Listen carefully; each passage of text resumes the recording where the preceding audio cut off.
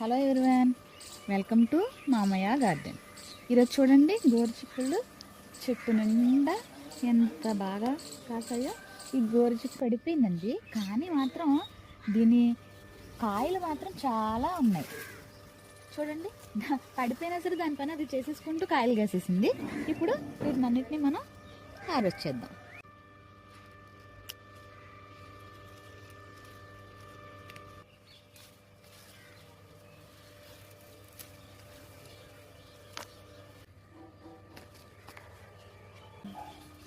వీటిని కూడా ఇప్పుడు కట్ చేసేద్దాం. కానీ ఈ పచ్చిమిర్చి కలర్ మాత్రం చాలా బాగుందండి.